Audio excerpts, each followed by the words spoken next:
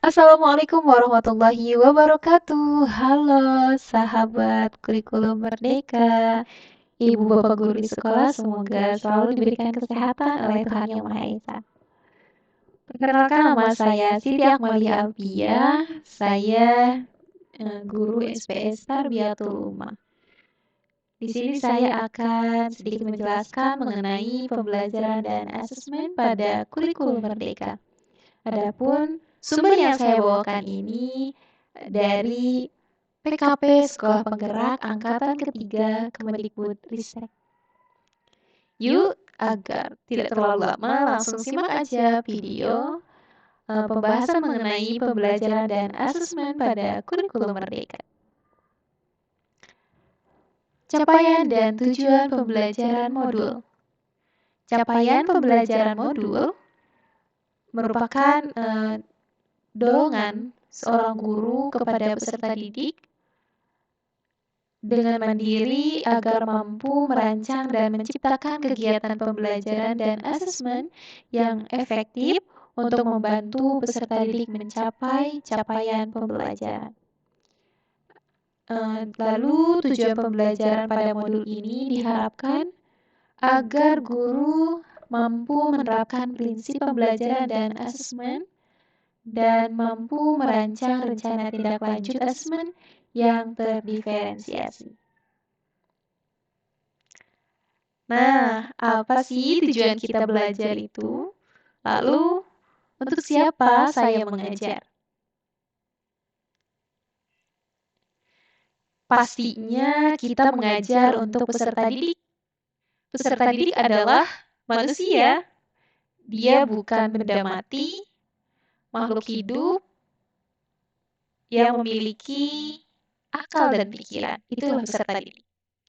Sehingga pada kegiatan pembelajaran dan asesmen yang diharuskan dalam kurikulum Merdeka ini, yang pertama berpusat pada peserta didik.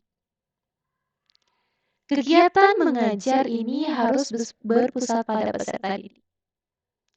Lalu melibatkan peserta didik pastinya. Sesuai dengan tingkat kemampuan dan perkembangan peserta didik. Jelas, karena tingkat kemampuan dan perkembangan peserta didik berbeda-beda. Sehingga seorang guru harus mampu memahami dan mengerti sampai mana tingkat kemampuan peserta didik sehingga pada kegiatan pembelajaran dan asesmen ini diperlukan. Lalu yang terakhir adalah terdiferensiasi. Ternyata ada 4 syarat pembelajaran dan asesmen kurikulum Merdeka. Pendidik pastinya perlu memilih yang pertama bersedia mengenal, menerima, dan mencintai peserta didik apa adanya. Tidak ada istilahnya pilih kasih atau hanya satu sayang anak yang memang kelihatan dia sudah cerdas. Aku sayang anak ini aja. Anak yang lain tidak. Tidak. Jadi menjadi seorang pendidik itu harus bersedia mengenal, menerima, dan mencintai peserta didik apa adanya, tanpa adanya istilah memilah-milah. Yang kedua, bersedia berpusat pada peserta didik. Lalu bersedia terus belajar. Seorang pendidik pastinya harus selalu bersedia untuk terus belajar. Jika kamu ingin berhenti untuk belajar, maka berhentilah menjadi guru. Itu sih. Lalu yang terakhir ada bersedia berkolaborasi dengan peserta didik dan orang tua. Seorang guru pastinya harus mampu menjalin komunikasi dengan orang tua agar kegiatan pembelajaran di sekolah dapat sesuai dengan tujuan dan harapan dari orang tua.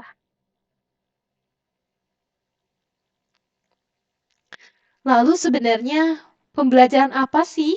Dan pembelajaran seperti apa yang diharapkan? Mengapa sih kita perlu mengetahui prinsip pembelajaran dan asesmen? Kenapa gitu? Tentunya kita sebagai guru, kenapa harus mengetahui prinsip pembelajaran dan asesmen? Ya pastinya agar pembelajaran bisa lebih efektif dan menyenangkan. Jangan lupa bukan hanya menyenangkan, efektif, pembelajaran juga harus bermakna dan harus terinteraktif dan terinspiratif. Pembelajaran juga harus memotivasi peserta didik karena dengan adanya motivasi tersebut dapat meningkatkan semangat anak-anak untuk selalu mengikuti kegiatan pembelajaran dengan baik. Mungkin ada ibu guru yang selalu memberikan ruang bagi peserta didik untuk berkreasi, atau bahkan ada bapak atau ibu guru yang selalu melakukan pembelajaran terdiferensiasi. Itu sangat baik. Lalu di sini ada prinsip pembelajaran. Ada 5 poin dalam prinsip pembelajaran. Yang pertama, pada prinsip pembelajaran harus sesuai dengan tahapan perkembangan. Jelas sudah saya singgung tadi bahwasannya perkembangan pada peserta didik itu berbeda-beda. Sehingga eh, seorang guru mampu merancang dan mempertimbangkan tahap perkembangan dan tingkat kemampuan peserta didik pada kegiatan pembelajaran. Yang kedua, pada pembelajaran ini inspiratif. Pembelajaran ini harus menyenangkan dan bermakna, sehingga menimbulkan kecintaan belajar dan membangun pembelajaran sepanjang hayat pada peserta didik tersebut. Yang ketiga, mengembangkan kompetensi dan karakter. Ini sangat diperlukan. Proses pembelajaran mendukung perkembangan kompetensi dan karakter peserta didik secara holistik. Yang keempat, relevan. Pada prinsip pembelajaran relevan ini yaitu pembelajaran yang dirancang sesuai konteks lingkungan dan budaya peserta didik, serta melibatkan orang tua dan komunitas sebagai mitra. Yang kelima, berorientasi pada masa depan. Pada saat kegiatan pembelajaran, perlunya seorang guru mampu mempersiapkan pengetahuan sampai sejauh mana kemampuan peserta didik menjalani dan menghadapi kehidupan sesuai zamannya kelak. Jadi, seorang guru harus berorientasi pada masa depan untuk mengarahkan anak ini di zaman depan itu seperti apa? Apa yang harus saya berikan kepada anak-anak, pembelajaran seperti apa? Sehingga eh, anak-anak yang kita ajarkan hari ini dapat menghadapi kehidupan di zamannya kelak. Tadi ada prinsip pembelajaran, sekarang prinsip asesmen. Ada 5 poin juga mengenai prinsip asesmen. Yang pertama, terpadu dengan proses pembelajaran. Maksudnya seperti apa? Sebagai umpan balik untuk pendidik, peserta didik, dan orang tua agar dapat memandu mereka dalam menentukan strategi pembelajaran selanjutnya. Nah, dalam prinsip asesmen ini supaya kita lebih terarah ya, agar pendidik, peserta didik, dan orang tua bisa mengetahui strategi pembelajaran apa yang cocok untuk anak A, untuk anak B ini gitu. Lalu yang kedua, prinsip asesmen ini adalah netral. Dirancang dan dilakukan sesuai dengan fungsi asesmen tersebut, dengan keleluasaan untuk menentukan teknik dan waktu pelaksanaan asesmen agar efektif mencapai tujuan pembelajaran. Yang ketiga, sederhana dan informatif. Yang keempat, adil, valid, proporsional, dan dapat dipercaya. Dirancang secara adil, proporsional, valid, dan dapat dipercaya untuk menjelaskan sejauh mana kemajuan belajar peserta didik dan menentukan keputusan tentang langkah dan sebagai dasar untuk menyusun program pembelajaran yang sesuai selanjutnya. Prinsip asesmen yang kelima adalah reflektif. Hasil asesmen digunakan untuk peserta didik, pendidik, tenaga pendidikan, dan orang tua sebagai bahan refleksi untuk meningkatkan mutu pembelajaran. Nah, refleksi di akhir kegiatan ini bahwasannya ketika Seorang guru, seorang orang tua dan peserta didik sudah mengetahui pembelajaran seperti apa dan metode apa yang digunakan atau bahkan, gaya belajar seperti apa yang digunakan oleh anak tersebut. Sehingga ketika sudah mengetahui dari hasil, eee, asesmen tersebut, sehingga bisa menciptakan atau dapat meningkatkan mutu pada pembelajaran peserta didik. Lalu di sini ada proses berpikir dalam merencanakan pembelajaran dan asesmen. Ketika kita akan merencanakan pembelajaran dan asesmen, yang pertama yang harus seorang guru lakukan dan seorang guru harus mampu memahami capaian pembelajaran. Jadi yang pertama kita lakukan untuk merencanakan pembelajaran itu harus mengetahui dulu capaian pembelajaran. Ketika kita sudah memahami capaian pembelajaran, ada tahap kedua yakni merumuskan tujuan pembelajaran. Capaian pembelajaran, CP menjadi TP. Ya, itu adalah tahapan untuk merencanakan pembelajaran. Sudah memahami capaian pembelajarannya, maka merumuskan tujuan pembelajaran. Lalu ketika sudah merumuskan tujuan pembelajaran, langsung ke tahap selanjutnya yakni menyusun alur tujuan pembelajaran dari tujuan pembelajaran. Dari CP ke TP, dari TP ke ATP. Capaian pembelajaran, tujuan pembelajaran, alur tujuan pembelajaran. Sehingga pada tahap merancang pembelajaran dan asesmen. Seperti itu. Itu adalah 4 tahapan merencanakan pembelajaran dan asesmen. Nah, pada pembelajaran dan asesmen harus selalu mengacu pada capaian pembelajaran atau CP dan juga tahap kemampuan peserta didik di awal pembahasan. Yang pertama yang harus dilakukan yaitu merencanakan pembelajaran dan asesmen berdasarkan penilaian awal dan informasi hasil sebelumnya. Biasanya pada penilaian awal ini biasa digunakan oleh guru di kelas sebagai kayak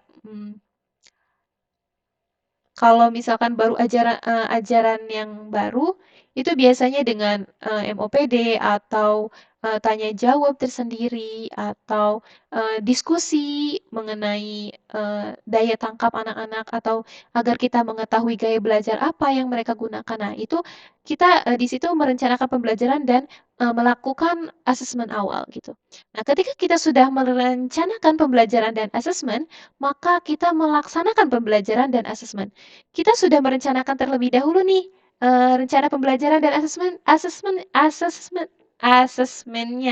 Astagfirullahaladzim. Salah. Ulang ya. Nah, pembelajaran dan asesmen harus selalu mengacu pada capaian pembelajaran dan juga tahap kemampuan peserta didik di awal pembahasan. Yang pertama, merencanakan pembelajaran dan asesmen berdasarkan penilaian awal dan hasil informasi hasil sebelumnya. Ketika seorang guru sudah merencanakan pembelajarannya dan sudah merencanakan asesmennya, maka dilaksanakannya atau melaksanakan pembelajaran dan asesmen dengan berbagai cara yang mudah dipahami peserta didik. Ketika kita sudah merencanakan, melaksanakan, maka seorang guru mereview efektivitas strategi pembelajaran dan asesmen yang digunakan. Nah, hasil review ini digunakan untuk merancang kegiatan selanjutnya. Gitu. Berdasarkan hasil asesmen, pendidik merancang rencana tindak lanjut hasil asesmen untuk 2-3 kelompok kemampuan mengerti dan belum mengerti. Nah, jadi di hasil review efektivitas strategi pembelajaran ini dilihat sejauh mana anak-anak mampu memahami dan mampu mengerti atau mampu mencapai sebuah capaian pembelajaran tersebut dalam kegiatan pembelajaran.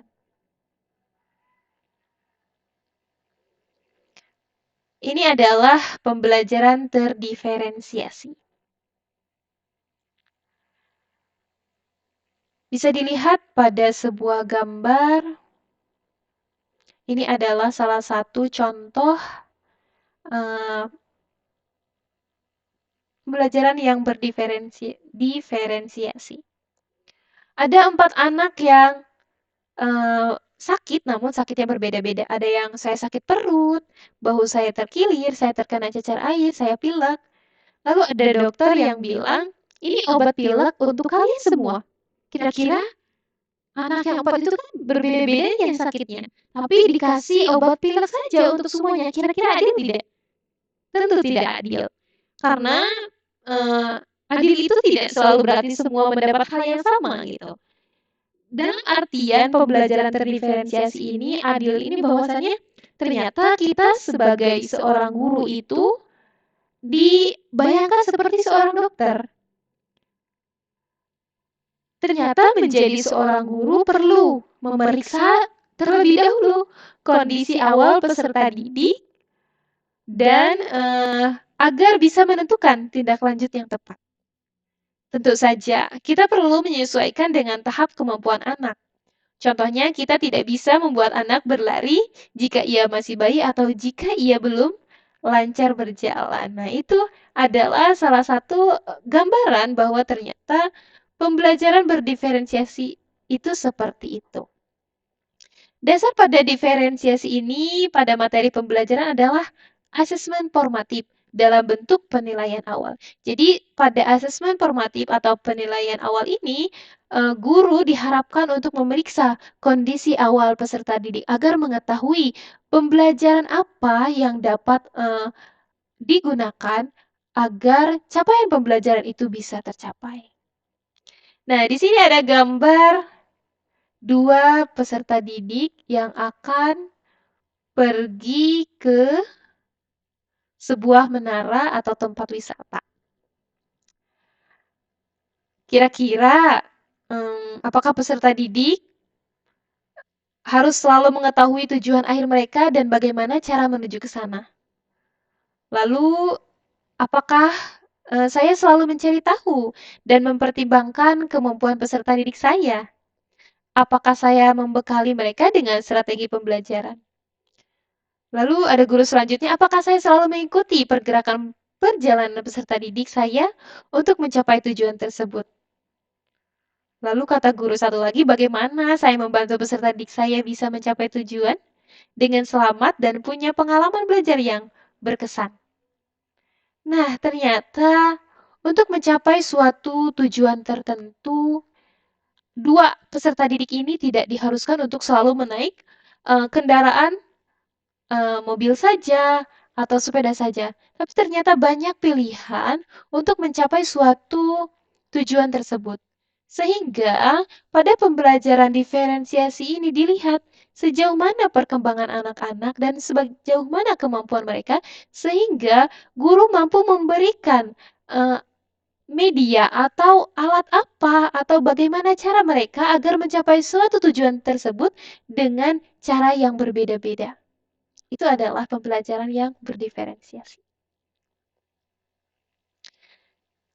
Jika ibu guru masih kesulitan dalam memahami mengenai proses pembelajaran yang berdiferensiasi, guru perlu atau guru dapat memilih salah satu strategi diferensiasi. Nah, di sini ada 3 strategi diferensiasi. Yang pertama ada produk. Peserta didik dapat menghasilkan produk karya dan performa yang berbeda satu sama lain untuk membuktikan pemahamannya.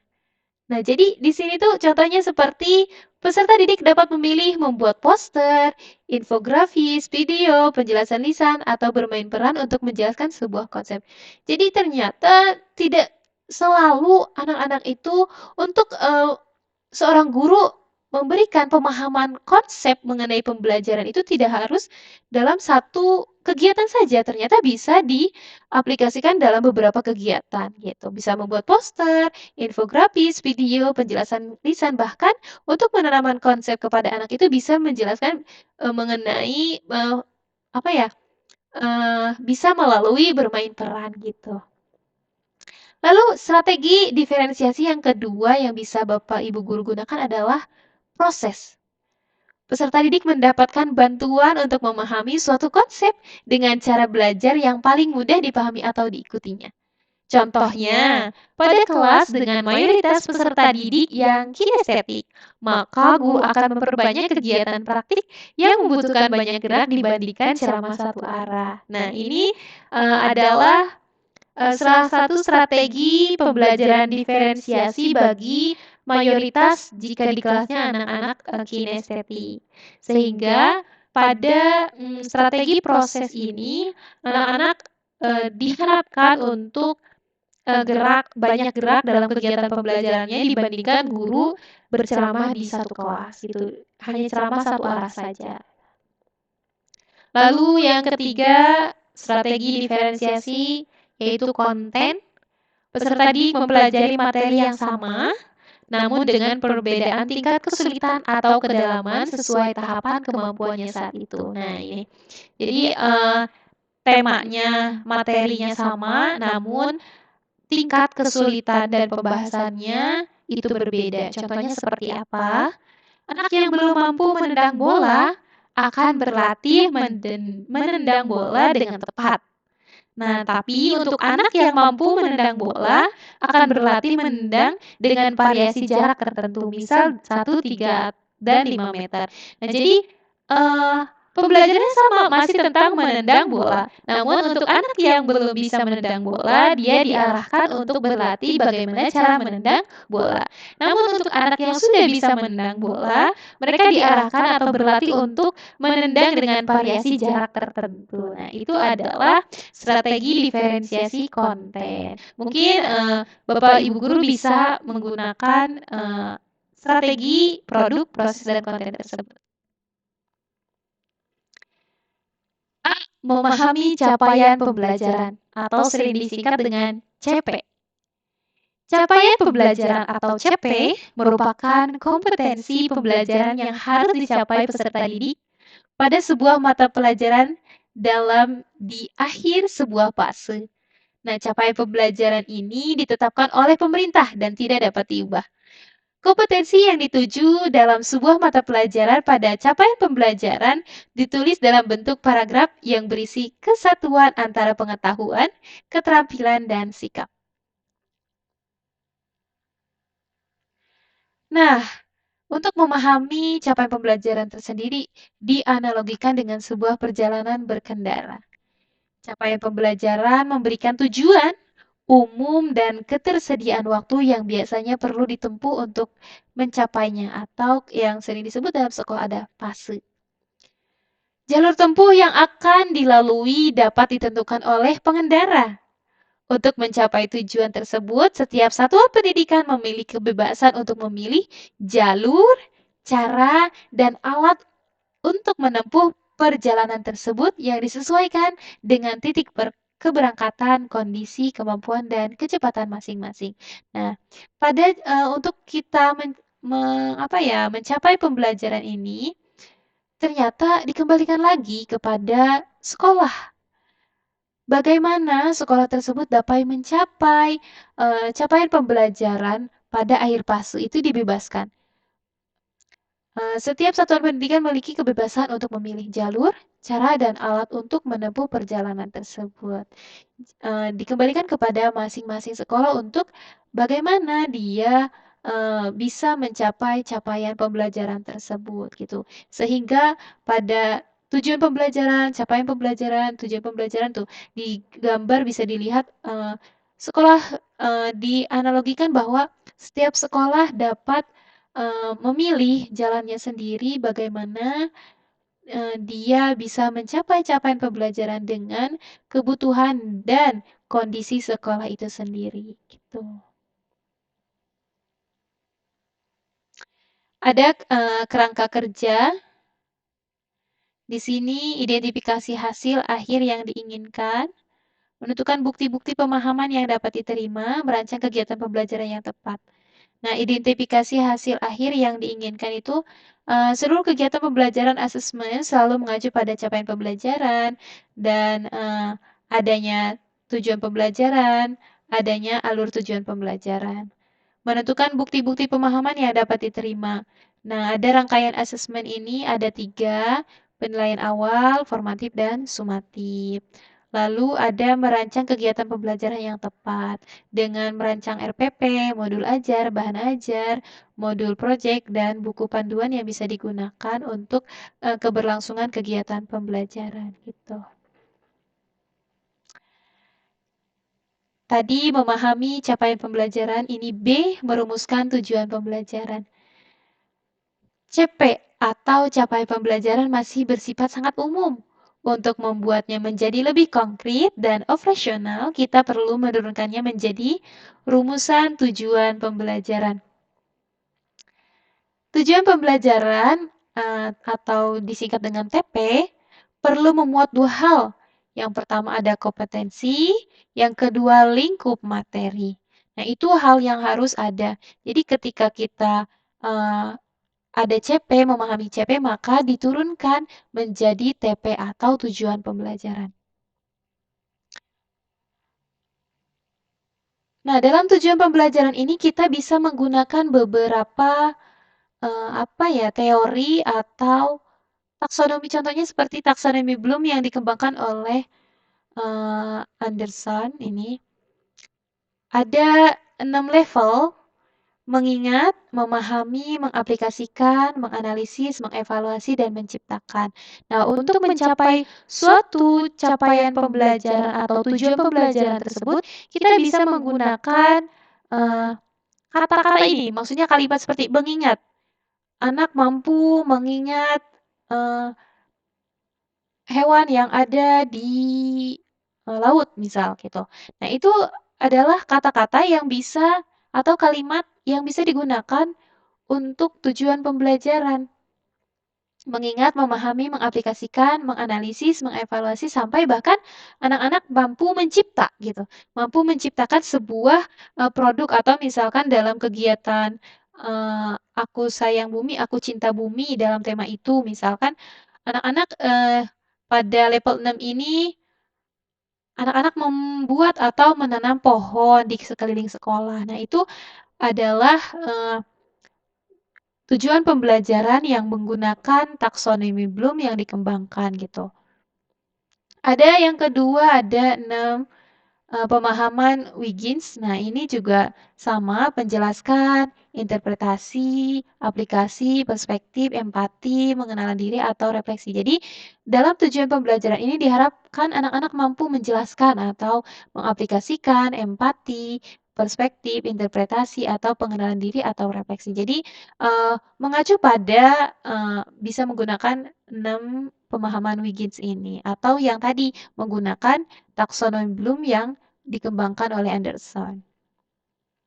Nah, lalu ada taksonomi Marzano, mengenali dan mengingat kembali, pemahaman, analisis, pemanfaatan pengetahuan, metakognisi, sistem diri. Nah, jadi bisa terserah Bapak atau Ibu guru mau menggunakan panduan taksonomi Bloom, pemahaman Wiggins, atau taksonomi Marzano gitu. Itu diberikan kebebasan kepada sekolah tersendiri sejauh mana perkembangan anak, apakah mampu melalui level-level atau tahapan ini. Jika masih sederhana anak-anaknya belum sampai nih ke perkembangannya, belum nyampe untuk membuat atau mengevaluasi mencipta, maka pada tahap level 1, 2, dan 3 dulu yang digunakan. Bisa seperti itu. C. Menyusun alur tujuan pembelajaran atau ATP. Menyusun alur tujuan pembelajaran menjadi alur tujuan pembelajaran. CP jadi TP, TP ke ATP. Nah, itu adalah tahapannya. Dari fase awal hingga fase akhir. Nah, ini adalah bagaimana cara merancang pembelajaran dan asesmen. Yang pertama, kita perlunya seorang guru menganalisis terlebih dahulu capaian pembelajaran. Yang kedua, lihat CP pada elemennya. Apa kompetensi dan konten yang dituju oleh CP elemen mata pelajaran di fase tersebut. Jadi melihat apa sih konten kompetensi yang harus dicapai oleh anak-anak ini gitu, dan apa kontennya yang harus dituju pada CP tersebut. Nah, ketika sudah menganalisis CP dan melihat CP-nya, tentukan TP, tujuan pembelajaran. Ketika sudah menentukan tujuan pembelajarnya, susun TP menjadi ATP. Lalu tentukan KKTP dan pemetaan awal sehingga adanya tindak lanjut dan feedback. Pada tindak lanjut dan feedback ini, guru merancang dan menyesuaikan asesmen formatif dan sumatif berdasarkan hasil pemetaan pada pembelajaran sebelumnya. Guru memberikan feedback seketika saat melihat hasil kerja peserta didik. Nah, jadi ini adalah keberlanjutan bagaimana proses kegiatan pembelajaran apakah sudah mencapai pada sebuah capaian pembelajaran, sudah mencapai kepada tujuan pembelajaran gitu. Nah, ini ada asesmen. Asesmen merupakan upaya menggali informasi mengenai kondisi, hambatan, dan kebutuhan peserta didik melalui pengamatan dan dialog dengan peserta didik atau dengan individu terkait lainnya gitu. Bisa saja berkaitan dengan keluarga, teman, pengasuh, atau guru sebelumnya. Nah, asesmen ini bersifat netral dan dapat difungsikan sebagai formatif maupun sumatif berdasarkan tujuan saat digunakan. Nah, setiap asesmen perlu memberikan rencana tindak lanjut terdiferensiasi yang dapat diberikan pada siswa berdasarkan rekomendasi hasil asesmen. Nah, di sini ada asesmen formatif dan asesmen sumatif. Nah, asesmen formatif ini dapat membantu guru untuk mendapatkan informasi atau memberikan umpan balik cepat pada awal kegiatan pembelajaran, memetakan kemampuan awal dan kebutuhan belajar peserta didik, serta agar pendidik dapat merencanakan pembelajaran yang efektif. Jadi, melihat dulu kemampuan awal peserta didik itu seperti apa, sehingga ketika sudah melihat kemampuan awal peserta didik dan guru mampu menyiapkan kebutuhan belajar apa yang dibutuhkan oleh peserta didik tersebut. Lalu di tengah pembelajaran mengecek progres efektivitas pembelajaran. Efektif tidak sih ketika pembelajaran ini berlangsung, dicek di asesmen formatif. Bagaimana, apakah proses pembelajarannya sudah baik atau belum? Contohnya diskusi terarah, bermain peran, permainan, membuat kerangka dan jurnal dan observasi. Nah, ini adalah contoh-contoh yang bisa digunakan agar kita untuk mengetahui asesmen formatif gitu. Nah, ada asesmen sumatif. Asesmen yang digunakan untuk memastikan ketercapaian atau menyimpulkan ketercapaian tujuan pembelajaran capaian di akhir satu tujuan pembelajaran. Nah, asesmen sumatif ini dapat kita lihat dengan output, project, tugas, presentasi, wawancara, tes esai, performance, dan lain-lain gitu. Jadi kayak melihat sejauh mana anak-anak sudah mencapai capaian pembelajaran ini, apakah sudah atau belum. Nah, kedua asesmen ini merupakan bagian dari proses belajar dan memiliki kesempatan untuk menerima dan memberikan umpan balik, sehingga seorang guru dapat untuk mengevaluasi efektivitas pengajaran dan pembelajaran di kelas gitu.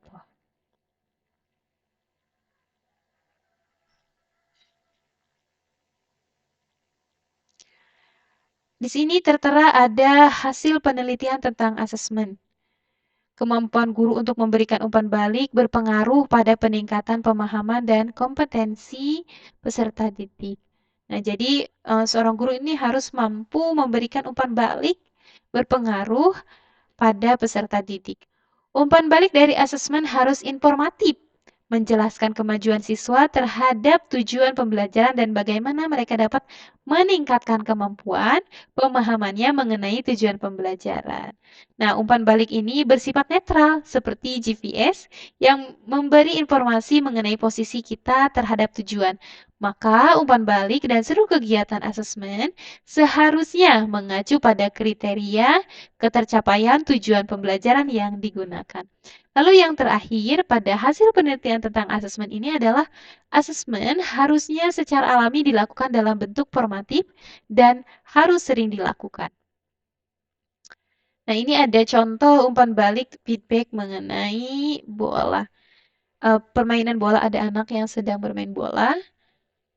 Nah, pendidik bertindak sebagai pelatih atau coach yang akan mempersiapkan segala pengetahuan, keterampilan, dan membangun sikap yang diperlukan agar pesertanya mampu bertanding sesuai dengan kemampuan awal masing-masing peserta didik.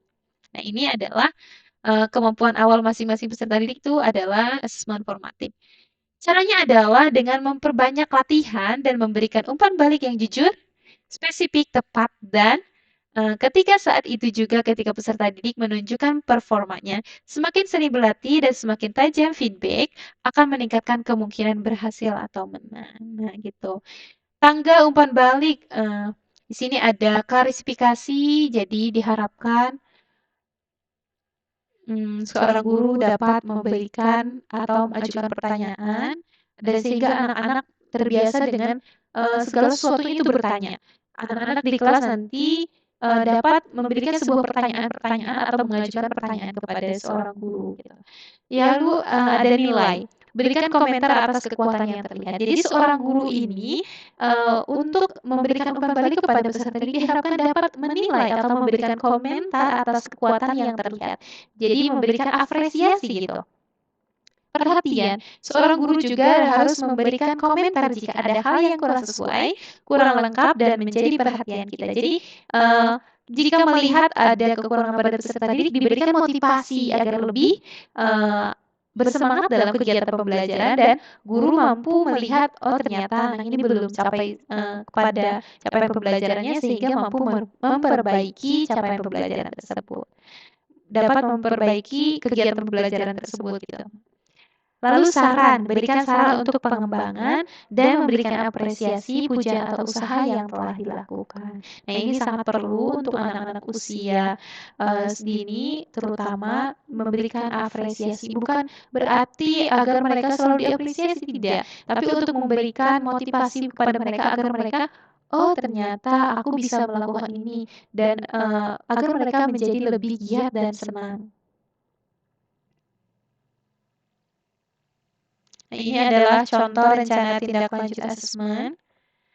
Fasenya fase pondasi, elemen jati diri, keterampilan menggunakan fungsi gerak motorik kasar. Penilaian awalnya yaitu peserta didik diajak bermain yang melibatkan kegiatan melempar dan menangkap benda.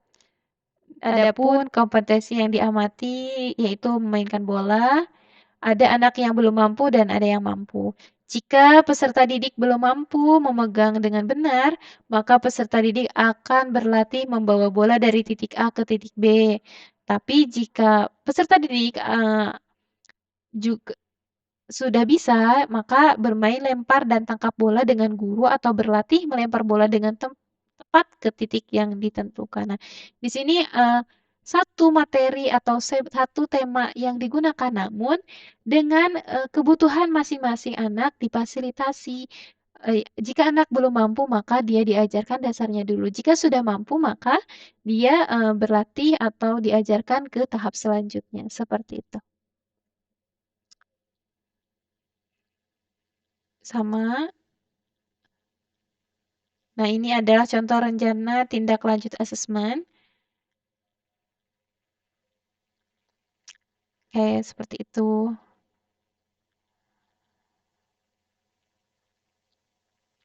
Ini grade tingkat SD ya.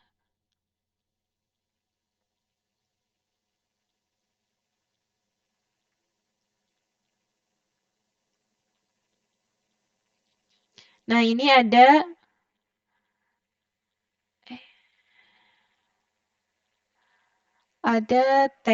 contoh teknik asesmen yang dapat diadaptasi.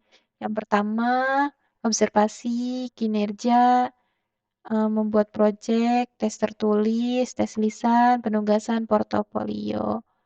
Nah, ini adalah teknik asesmen yang dapat diadaptasi. Itu dengan seperti itu. Observasi, kinerja, proyek, tes tertulis, tes lisan, penugasan, dan portofolio. Nah, ini ada instrumen penilaian atau asesmen yang dapat menjadi inspirasi bagi pendidik. Jadi, instrumen penilaiannya bisa menggunakan rubrik, checklist, atau catatan anekdotal, grafik perkembangan kontinum.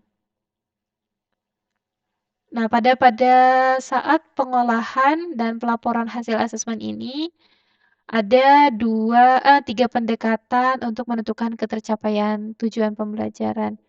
Yang pertama, menggunakan deskripsi, sehingga apabila peserta didik tidak mencapai kriteria tersebut, maka dianggap belum mencapai tujuan pembelajaran. Jadi, pendekatan untuk menentukan ketercapaian TP ini bisa menggunakan deskripsi.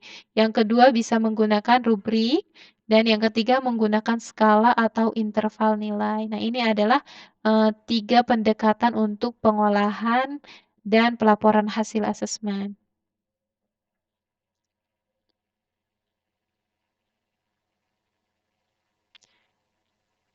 Nah, di sini ada contoh. Ada seorang guru yang bertanya kepada 2 siswa, "Bagaimana nilai kimia kalian?" "Oh, kami mendapat nilai 7, Bu."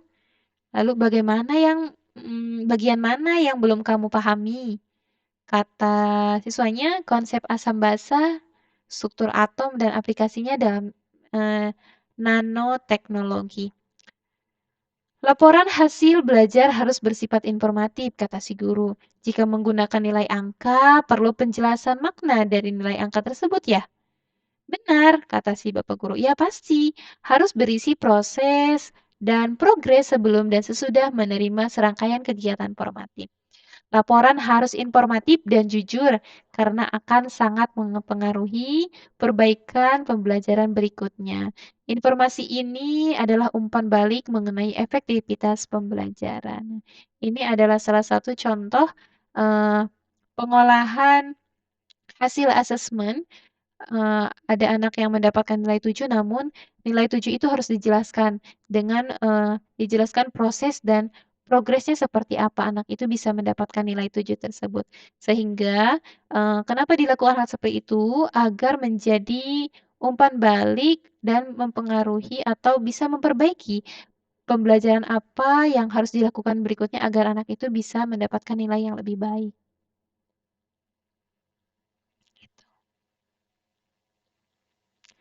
Nah, ini adalah sesi kedua mengenai modul pembelajaran dan asesmen.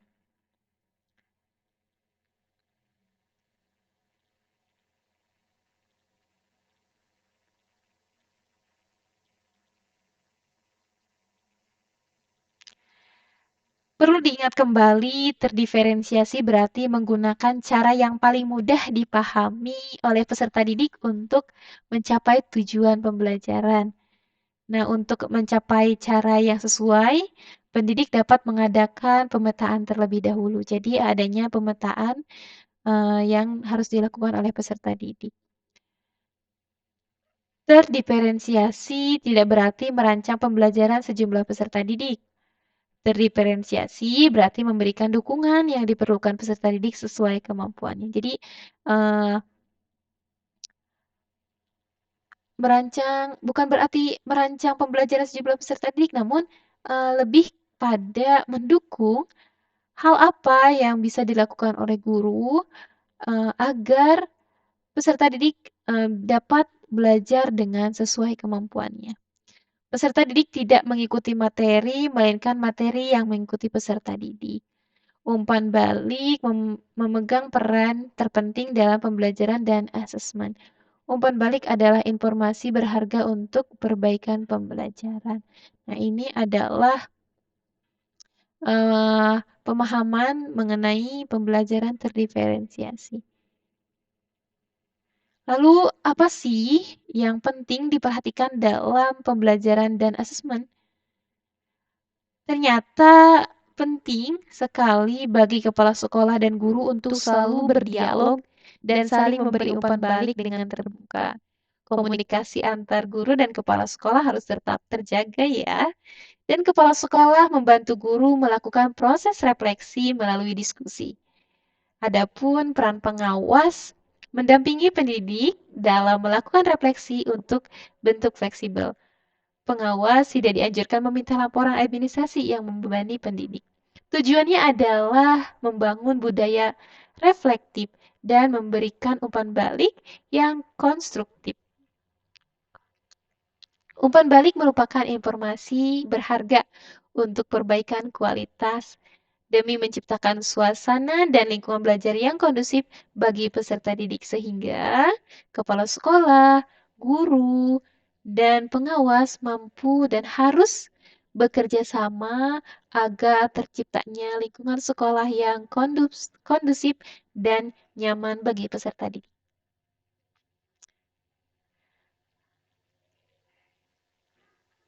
Oke, mungkin itu saja pemaparan materi dari saya.